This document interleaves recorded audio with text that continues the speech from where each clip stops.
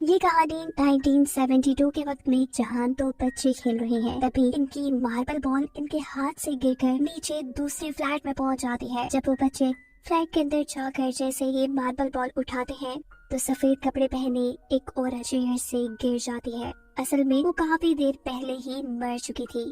इस सब के 4 साल बाद इसी बुढ़ी औरत वाले फ्लैट में एक फैमिली शिफ्ट हुई है, जिन्होंने ये फ्लैट बैंक से लोन लेकर लिया है। बैंक का लोन उतारने के लिए दोनों हस्बैंड वाइफ तो काम पे चले जाते थे और इनके पीछे घर पे रह जाती थी एम्पायर, जो इस कपल की बड़ी बेटी है, जिसने घर पे रहकर अपने छोटे भाई रेफल और अपने दादाजी का ख्याल रखना होता था। अभी वो अपने भाई को कपड़े चेंज करवा ही रही थी तो अचानक उनके पास बैठे दादाजी गायब हो जाते हैं। घबराहट में वो अपने भाई को छोड़कर अपने दादाजी को ढूंढने में लग जाती है। दादाजी इस टाइम वॉशरूम में थे। उन्हें देखते हुए एम्पायरों भी वॉशरूम के अंदर चली जाती है और अचानक वॉशरूम की सारी खिड़कियां दरवाजे बंद हो जाते हैं। वो जोर जोर से चिल्लाकर अपने मॉम डैड को बुलाती है। उसके मॉम डैड दरवाजा खोलकर उसको बाहर निकाल लेते हैं और फिर रेफल के रूम में जाते हैं, जहां वो खिड़की से लटका हुआ था। अगर रेफल गिर जाता तो यकीनन ना बचता। उसके डैड अपनी वाइफ को खामोश कराते हुए जल्दी से जाकर रेफल को पकड़कर कमरे में ले आती हैं और फिर एम्पायरों को डांटना शुरू कर देते हैं। एम्पायरों ने बताती है कि यहाँ दादाजी अजीब तरीके से गायब हो गए थे। फिर अचानक वॉशरूम के दरवाजे बंद हो गए और जब मैंने नीचे से देखा तो मुझे नीचे एक शैतानी बाउंड नजर आया। एम्पायरों के मॉम डैड उसकी कोई बकवास नहीं सुनते और उसे ही डांट कर यहाँ से चले जाते हैं। सीन कट होकर हमें एम्पायरों के दूसरे भाई को दिखाया जाता है, जिसे अपनी रूम की खिड़की पर दूसरी बिल्डिंग से अटैच रेलिंग पे एक लेटर मिला है। इस लेटर पे एक लड़की का नाम लिखा था। एम्पायरों के भाई को लगता है कि शायद ये लड़की उससे दोस्ती करना चाहती है। वो भी अपना नाम लिखकर उस रेलिंग पे लगाकर दूसरी बिल्डिंग तक पहुंच जाता है और काफी देर उस लड़की के वेट में खड़ा रहता है जो ये लेटर लेगी। थक कर जैसे ही वो साइड पे होता है तो उसे दोबारा रेलिंग से आवाज आने लगती है। जब वो देखता है तो उस जगह एक और लेटर पड़ा था, जबकि दूसरी तरफ रेफल अपने कमरे में ड्राइंग कर रहा था। और इस मरतबा दोबारा एम्पायरों के दादाजी घर से चले जाते हैं। अपने दादाजी को ढूंढने जाने से पहले वो रेफल को ये कह के गई थी कि यहाँ से हिलना मत, लेकिन उसके यहाँ से जाते ही रेफल को एक मार्बल बॉल की आवाज आती है जो उसके रूम के बिल्कुल करीब पड़ा था। रेफल जैसे ही इस मार्बल बॉल को उठाता है तो उसे अपने दूसरे कमरे से टीवी चलने की आवाज आती है। टीवी पे एक बुढ़ी कार्टून उसे अपने पास बुला रही थी। रेफल बेचारे को कुछ समझ नहीं आता। तो जैसे ही टीवी के करीब जाता है तो टीवी के अंदर से एक भूतिया हाथ निकलकर उसे टीवी के अंदर कर लेता है। यहाँ दिखाया जाता है कि एम्पायरों को रोड पे घूमते हुए अपने दादाजी भी मिल जाते हैं, जिन्हें वो लेकर जब घर आ रही होती है तो उसके दादाजी कहते हैं, नहीं मैं वहाँ नहीं जाऊंगा, वहाँ जो औरत है वो हम सबको मार डालेगी। एम्पायरों जबरदस्ती उन्हें लेकर घर आ जाती है, लेकिन घर आने पर उन्हें अब रेफल कहीं नहीं मिल रहा था। घबरा कर ये लोग पुलिस में भी रिपोर्ट करवा देते हैं, जिसके बाद एम्पायरों के मॉम डैड भी रेफल को ढूंढने के लिए बाहर निकल चुके थे। अब एम्पायरों ही घर पे अकेली थी और तभी उसे एक फोन की आवाज आती है। एम्पायरों जब फोन उठाती है तो फोन पे दूसरी तरफ रेफल था। रेफल से पूछती है तुम कहाँ हो, लेकिन खुद भी नहीं जानता था कि आखिर वो कहाँ है। फोन पे बात करते हुए ही एम्पायरों को रेफल की आवाज पास के ही एक फ्लैट से आती है। वो फोन छोड़कर जल्दी से उस फ्लैट के पास जाकर उसे जोर जोर से खड़काना शुरू कर देती है और ऊपर से इसी बिल्डिंग में रहने वाला एक दूसरा आदमी आकर एम्पायरों को बताता है कि ये फ्लैट सालों से नहीं खुला। एम्पायरों के मॉम डैड और उसका भाई भी यहाँ आ चुके थे। वो इन सबको बताती है कि मुझे रेफल की आवाज यहाँ से आ रही है। ये लोग इस फ्लैट का लॉक खोलकर इसके अंदर चले जाते हैं। रेफल को ढूंढते ढूंढते एम्पायरों इस फ्लैट के एक कमरे में आई, जहाँ उसे पर्दे के पीछे एक छोटे बच्चे का साया नजर आया। जैसे जैसे वो साये के करीब जाती रही वो साया बड़ा हो गया। एम्पायरों जैसे ही पर्दा हटाती है तो वहाँ एक चुड़ैल खड़ी थी। वो उसे देखते ही डर चुकी थी। उसके लंबे लंबे बाल वो जोर जोर से चीखें मार रही थी। एम्पायरों की फैमिली उसे यहाँ आकर खामोश करवाने की कोशिश करती है और उसके डैड जब खिड़की के पीछे देखते हैं तो वहाँ कोई भी नहीं था। खैर अगले दिन हमें दिखाया जाता है कि एम्पायरों की मॉम अपने काम पे थी और यहाँ उस शॉप पे कस्टमर के तौर पे एक पैरालाइज्ड औरत आती है, जो एम्पायरों की मॉम को देखकर सीटी बजाने लग गई थी। एम्पायरों की मॉम को जरा अजीब लगता है।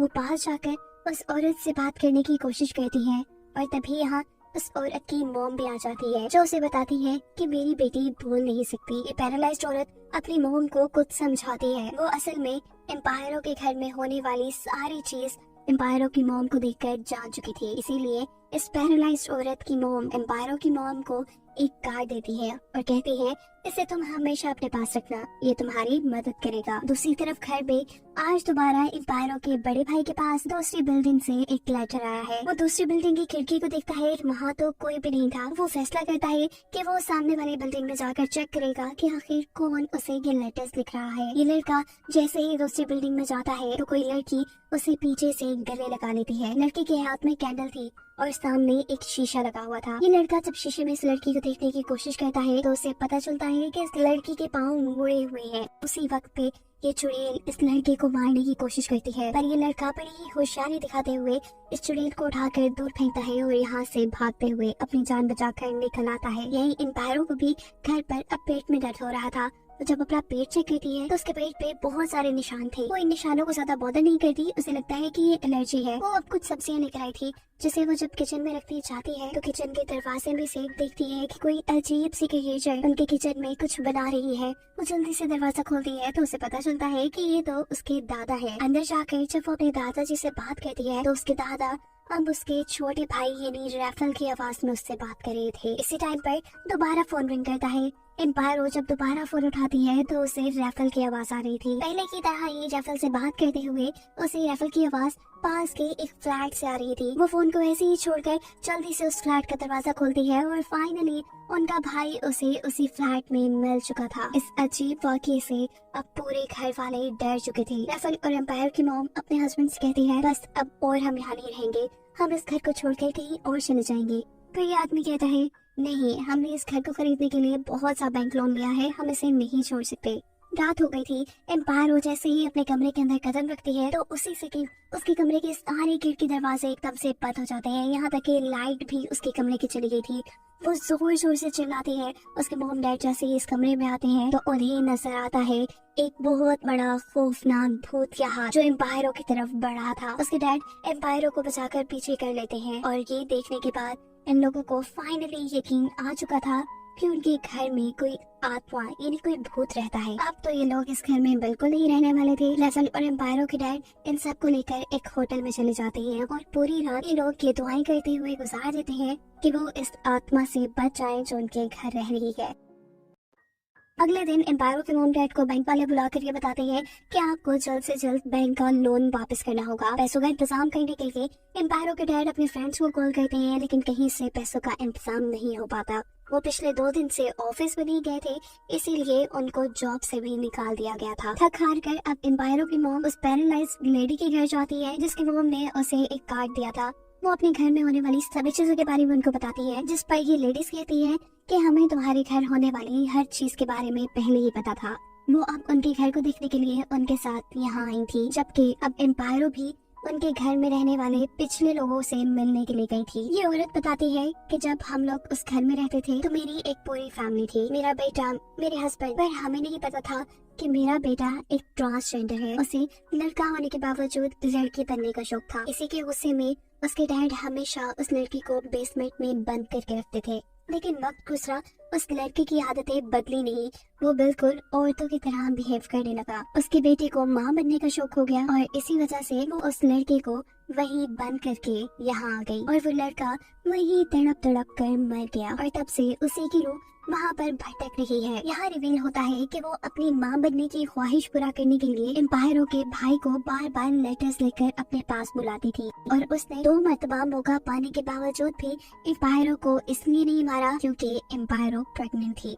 एम्पायरो ये सब कुछ जानने के बाद फौरन घर आती है जहाँ उसकी मॉम उस पैरालाइज्ड लेडी को लेकर आई हुई थी। वो आत्मा इस पैरालाइज्ड लेडी के जिस्म के ऊपर कब्जा कर लेती है और इन सबको मारने के लिए इनके ऊपर हमला करती है और तभी एम्पायरो एक कांच का टुकड़ा लेके उसको धमकी देती है कि अगर तुमने हम सबको नहीं छोड़ा तो मैं इस बच्चे को मार दूंगी। ये सुनकर वो आत्मा थोड़ी रिलैक्स होती है और एम्पायरो दोबारा उससे कहती है कि अगर तुम हम सबको छोड़ के यहाँ से नहीं गई तो मैं इस बच्चे को मार दूंगी। मुझे पता है कि तुम ये बच्चा लेना चाहती हो। ये भूत या आत्मा अब इमोशनल हो चुकी थी। तब मौका पाते ही एम्पायरो के डैड उसके ऊपर चढ़ते हुए उसे लेकर खिड़की से नीचे कूद जाते हैं, जिससे उनकी खुद मौत हो जाती है और भूत फिर भी नहीं मरता। जिनके मरने के बाद उनके लाइफ इंश्योरेंस के सारे पैसे उनकी वाइफ यानी एम्पायरों की मोम को मिलते हैं। उन पैसों से वो इस घर का बैंक का लोन पे करने के बाद अपनी फैमिली के साथ इस घर को छोड़कर यहाँ से चली जाती है, जबकि वो आत्मा, वो भूत अभी भी उसी घर के उसी कमरे में अभी तक बंद है, जिसको दिखाते हुए ये कहानी यही खत्म हो जाती है।